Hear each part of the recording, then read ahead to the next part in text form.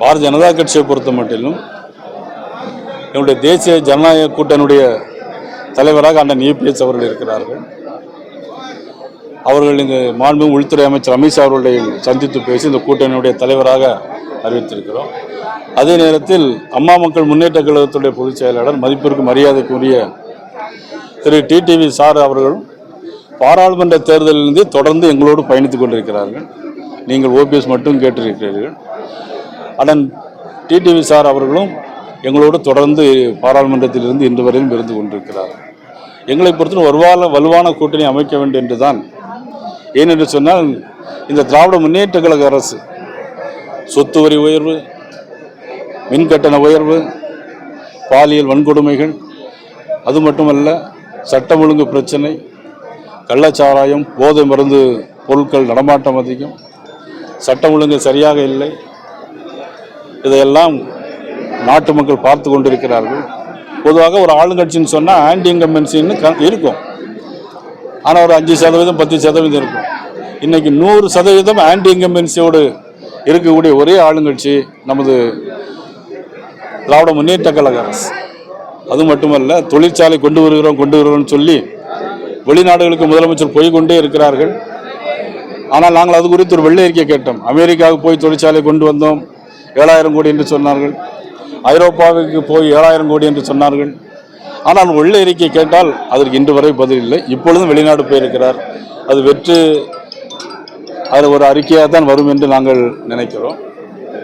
வேற என்ன உங்களுக்கு? 2026 சட்டமன்ற தேர்தலை முன்னிட்டு தமிழக பாரதிய ஜனதா கட்சி சார்பில் 234 தொகுதியிலும் மாநில தலைவருங்கிற அடிப்படையில் சுற்றுப்பயணம் மேற்கொள்வது.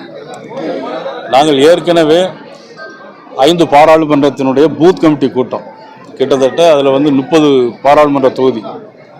ஆனால் 28 சட்டமன்ற தொகுதிக்கும் நான் நேரடியாகவே போய் வந்துட்டேன். அதன் பிறகு இப்பொழுது 3 பாராளுமன்றத்தினுடைய பூத் கமிட்டி கூட்டம் 21ஆம் தேதி நடைபெற இருக்கிறது. அது அநேகமாக திண்டுக்கல்ல நடைபெறும். தேனி, திண்டுக்கல், மதுரை, அதில் 3 18 தொகுதிகள் வந்துடும். அப்போ ஏற்கனவே நாங்கள் 26, அப்புறம் 18, 54 தொகுதிகிட்ட வந்துடும். எல்லா சட்டமன்ற தொகுதியிலும் பூத் கமிட்டி அமைப்போம். அது குறித்து மாநாடுகளும் போடப்படும். எண்மண் எண்மக்கள்ங்கிற இதில் அண்ணாமலை தமிழ்நாடு முழுவதும் சுற்றுப்பயணம் வந்தார். ஆமாம், அதே மாதிரி நீங்கள் எதுவும் பண்ணுறதுக்கான இல்லை. அது இப்போ ஏன்னா அதுக்கான காரணம் நாங்கள் இப்போ ஏற்கனவே இருக்கிற பூத் கமிட்டி, ஒரு கட்சிக்கு அடிப்படையானது பூத் கமிட்டி தான். அதனுடைய அந்த கட்டமைப்பை வலுப்படுத்துவதற்காக நாங்கள் இப்போ பண்ணிட்டு இருக்கிறோம். அதுக்கு எங்களுக்கு நேரம் சரியாக இருக்கும். எங்களுக்கு நடைப்பயணம் போனது மிகப்பெரிய ஒரு வெற்றியாக அமைந்தது. அதை தொடர்ந்து பூத் கமிட்டியும் நாங்கள் அது எங்களுக்கு வெற்றி பாதையை காட்டும்.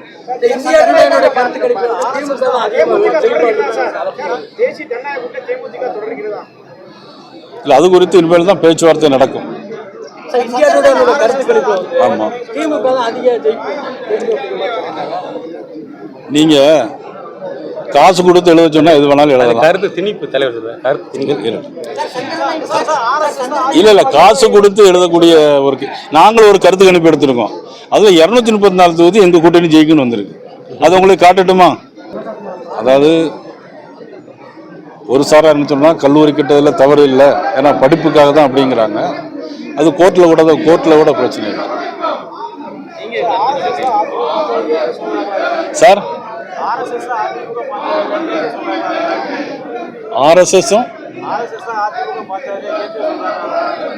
ஏக்குதுன்னா ஆர்எஸ்எஸ் ஒரு நல்ல இயக்கம் தானே, நாட்டுக்காக சேவை செய்யற ஒரு இயக்கம் தானே.